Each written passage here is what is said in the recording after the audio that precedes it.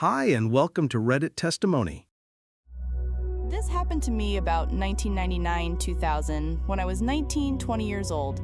My friend told me that this was the juiciest revenge/karma he's ever heard of, and then I should post it here. If you've ever been cheated on by someone you love, this is for you. TLDR at the end.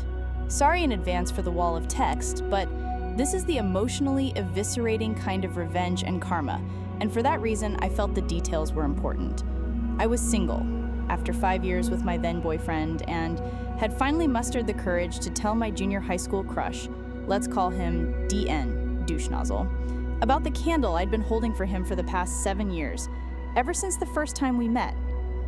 I was still somewhat new to the Pacific Northwest after leaving my home of Alaska, and figured, well, he's in Alaska and I'm here and never moving back, so I might as well let the unspoken thing be spoken, get the answer I'm sure is coming, and move on with my life. I was pretty sure that once I laid down all the cards, he wouldn't have wanted to be friends with me anymore, or would have said something like, I am not into you that way. I was expecting, at most, an awkward conversation with him that may have explained my behaviors over the years I had known him. Much to my surprise, he reciprocated my expression of sincere love. Deanne and I had been friends for all that time, and though I never dropped hints to him about it, I did tell my closest friend at the time. He and I even kissed once during our first school year together. And even though I wanted to, I didn't ever press the issue or pursue him further, giving him the chance to take the lead, which he didn't. His words to me were poetic and so full of promise, including him saying how, I always had a thing for you and never knew how to approach you. And I was so afraid you would reject me and I'd be humiliated, and so on. The same kind of stuff I had told him. 7 years later, having not the slightest clue that he was going to react that way at all, it made me question my decision about never moving back. I mean, never? After the phone call professing love for each other, that word seemed so extreme. If I relaxed that decision, maybe I could have the opportunity for the relationship that I had wanted for so long. I had a really great perk with a family member who was a pilot and was able to fly on a buddy pass or standby ticket pretty often. So I decided to fly up to Alaska every couple of weeks to see Deanne. Once the news got around, everyone in our circle of friends would exclaim, OMG, you plus Deanne! I always hoped you two would end up together. You are the perfect. I thought it was super cheesy and romantic, but it actually felt validating and nice because that was what I had envisioned and hoped people would say about us. I was always very careful to avoid dating or even flirting with anyone I went to school with for the sake of avoiding interpersonal drama and gossip at school, which would have disrupted so much more than my education. After several months of traveling to see him every couple of weeks, he asked me to marry him. I said yes, and then without hesitation, started planning to move back to AK to be together and start our life there in our hometown. I made my plans for the move, packing up all of my belongings and parcel shipping everything I owned. Thankfully, it wasn't much because I was still so young and didn't own any furniture. Deanne and I were going to live together at his place, where he had a roommate, let's call him Bicycle Man, BM, who I will never forget, and the reason why is coming up. In the scant number of days before my final flight back to Anchorage, I started feeling kinda icky and gross, and after several days of that, followed my intuition and took a pregnancy test. I found out I was pregnant, and I was so overjoyed that I called him one evening to tell him about it. There was already a party going on at his place. I spoke with Deanne briefly and said, I have some news I want to share with you. And he said, but first, I have to tell you about this really cool artist chick. And he told me about this girl who came to the party, let's call her Thought. Yes, a terrible nickname used only because I am too lazy to think of a better acronym, and it made me laugh when it first occurred to me. I was irked by the way he was talking about her and realized this is not the time for a big reveal. I think I said to Deanne something like, don't do anything you'll regret. He asked me to call him later on to tell him whatever the news was, so I said I would, and then I did. Hours later, whoever answered the phone said that Dan was there, but couldn't come to the phone right now. I had this awful stomach-sinking feeling, because I already had an intuitive feeling about what was happening. Deanne never called me back that evening. I called him the next morning, no answer. I was heartbroken. That evening, I finally got to talk with him and reminded him, I have news I want to share with you. But he interrupted me to say, I have to tell you something. And my stomach's sinking feeling was now turning to nausea. He admitted that he cheated on me with thought, all while the time I was trying to reach him the night before. I hung up the phone on him and threw up. He didn't call me back to ask what my news was. I called him back later on to verbally upbraid him, and all he could do was ask for forgiveness and tell me that it was a mistake and that he still wanted me to come there. I told him there was no chance that I would marry him after that. That was not a mistake, buddy. That was a choice. I said I would be up there to get my things, and then I'd be gone for good. It took every ounce of my emotional strength to verbalize my thoughts without screaming. I miscarried the pregnancy that week. Add on to the absolute devastation that this person I had longed for after all these years didn't actually intend on a committed relationship after proposing to me, and then I had to deal with the immense pain of losing my first pregnancy. And then to top that off, I had to fly up to Anchorage weeks before Christmas to pick up all of the stuff I had already parcel shipped there, wait for it to arrive, with nowhere else to go but Deanne's home. I had to face him and be around him after having my heart thoroughly crushed. I knew also that all of our mutual friends and their families would either learn the truth or would be told lies if Deanne tried to save face about his mistake. I didn't know Deanne to be that kind of person, but then I didn't know him to be a cheater, so all bets were off when it came to an educated guess about what course of action he would take. So I got on the plane, flew up north to Alaska, and of course, Deanne didn't remember he told me the day before he'd pick me up at the airport, or he didn't think it was worth it. Whatever it was the most awful feeling to be forgotten about and left there stranded.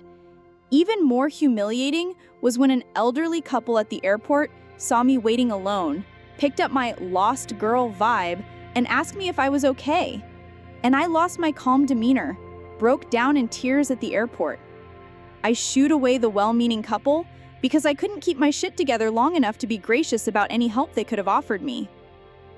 I finally got a cab and went out to his place, banged on the door outside, and waited until I couldn't feel my fingertips anymore, and the racket finally awoke BM, who let me inside. Deanne was in his room passed out on his bed. I went to the living room couch and waited. I didn't know exactly how to confront him, so I didn't. He already knew how I felt based on our phone call following his confession. I acted like I no longer cared about it because the last thing I wanted to be seen as was a crazy ex. There was no way I was going to let his behavior and choices besmirch my reputation, so I acted cool and dispassionate as if it were all just a matter-of-fact end to a relationship. I kept to myself as much as possible. Deanne must have taken that as some sort of sign that we were just friends, as if we never had a relationship, as if he had never asked me to marry him, and he had the bright idea to invite Thought over to meet me. As it turned out, Deanne told Thought that I was just a friend, and he never told her about our relationship, engagement, me visiting frequently to see him, me moving there to be with him. It was like I was just erased and discarded. Looking back, this is a very clear case of a narcissist's relationship pattern of idealize, devalue, and discard. Every moment between arriving there and leaving felt like it was just me crying and feeling so incredibly hurt that it broke my whole world. I had sacrificed my family, who had all moved to the Pacific Northwest by that point. I left my job so that I could move back to Alaska and be with Deanne. I was so into the idea of a relationship with him, it didn't even feel like I had sacrificed for the sake of our relationship. But I did, and it hit me that I sacrificed family and job who had never hurt me, at least not in the way Deanne had hurt me. I regretted leaving them to be with Deanne and his empty promise of love. When the news spread to our mutual friends and his family, no one could understand why Deanne and I were split up. While everyone understood why I was crying and upset, no one really knew what to do with the constant stream of tears. I maintained my composure as being the not crazy ex to the best of my ability. This all happened in front of people who knew both of us for years. They were dumbfounded about Thought and what she was doing with Deanne. They put the puzzle pieces together themselves. I kept my mouth shut and only stated facts when I was asked. Yes, Deanne would rather be with her. So he is with her. I'm here waiting for my things to arrive so that I can ship them back, and then I'm getting on the next flight out of here. One day, out of the total about 2 weeks I was there, BM came out of his room and saw me in my silent waterfall of tears and just said to me, "Deanne is a total asshole. If I were you, I would be crying too."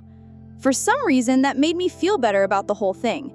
BM was a muscly badass to a young woman like me, and for him to say that made me feel like the world wasn't such a cruel place after all. I still had not told anyone about the pregnancy or the loss, because even though I was grieving and in pain, if I mentioned any of that, I knew that I would be treated like a crazy ex who was making up stories to make him feel worse or make it all about poor me, and I just didn't need any more bullshit on top of that. I suffered in silence and perfected the art of crying without making a sound so that I wouldn't draw anyone else's attention to my grief. Over those 2 weeks, Deanne invited Thought over frequently. He probably thought it was no big deal to me. He was not thinking about me or how his behavior was affecting me. I was in a state of shock. I never thought he would treat me like that after I had known him for so long and had never seen him behave in that way. I stayed on the couch while the two of them had their fun in Deanne's room, within earshot. A move that, is such an asshole thing to do that I am still surprised it didn't instantly place his likeness in the dictionary under the definition of sociopath. I didn't have the energy to confront Deanne or to argue as to why doing something like that was cruel and heartless.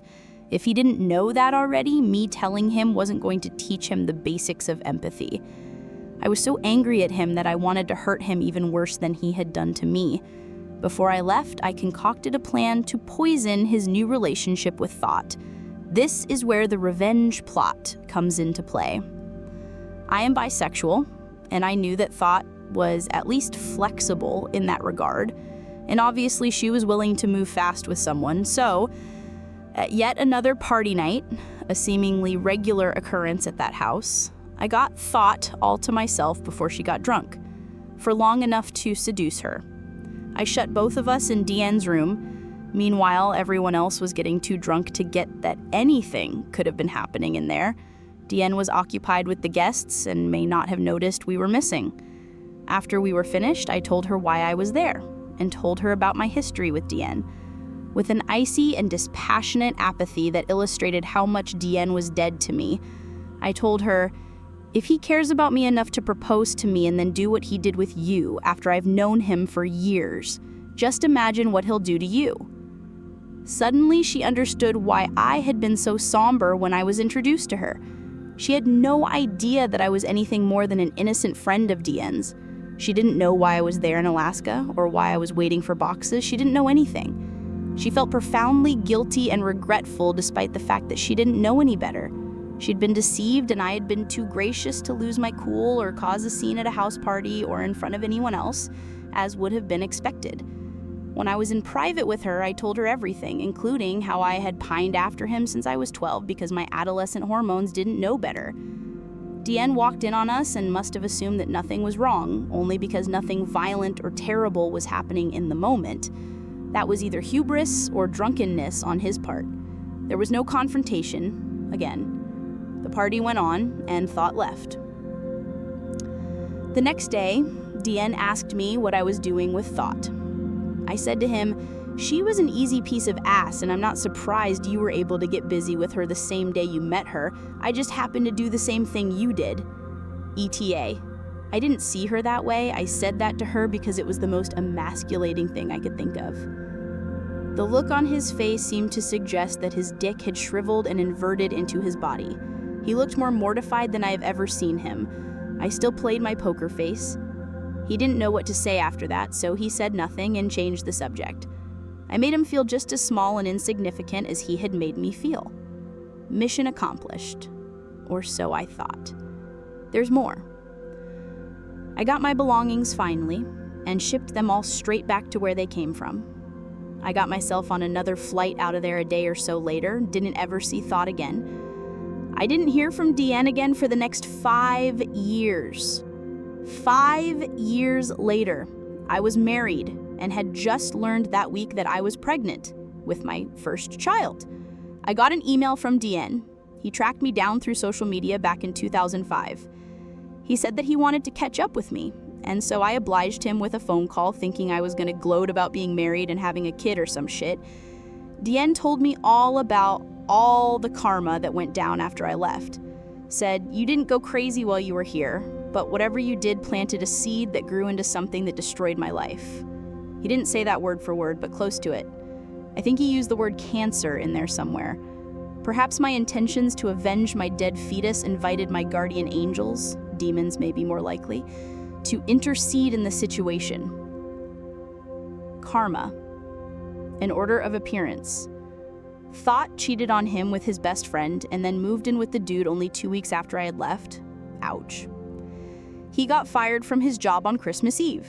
His boss was another mutual friend who heard about what he did to me, decided he didn't want the guy working at his video store anymore. Ouch. That is pretty bad when you live in a place like Alaska in the middle of winter. His family got wind of what went down with me and disowned him. Ouch. I thought that was pretty extreme. What did they hear? I never found out. But just chalked it up to karma.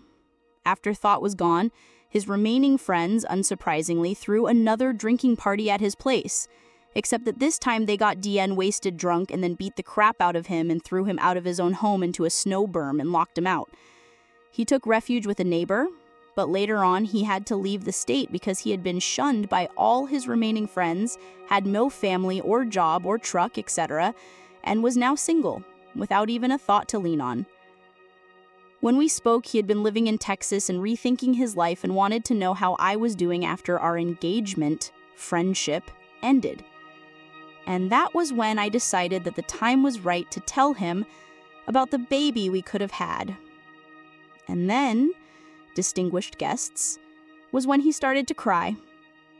And I told him how much it sucked for me to feel like I couldn't have told him before, for the reasons I mentioned above.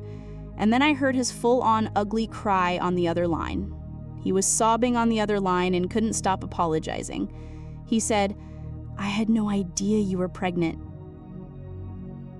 I felt a momentary indignant rage and sublimated it with another poker face moment in my matter-of-fact, emotionless response.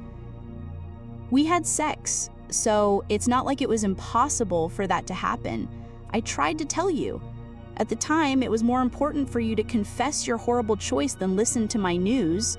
You didn't have any idea that I was pregnant because you didn't care to know. You didn't even ask. More sobs on the other end of the line and more apologies than I've ever heard from anyone. I ended our call by saying, "It's really okay. I don't hate you." I wanted to say I pity you, but held my tongue. Things are better for me now. I'm married and we just found out that we're pregnant with our first child. Anyway, it's really been nice catching up with you and finding out what happened with your life. Sorry to hear it's been difficult. Let's keep in touch. He didn't. I don't know why he bothered contacting me in the first place because he must have had some idea how that call was going to go down, but he probably wasn't counting on finding out that he could have been a father and we could have had a family together if only he hadn't crushed the heart of someone who actually cared about him. In hindsight, that relationship was nothing more than me confusing his charm, his words, and my infatuation and pining away for actual love.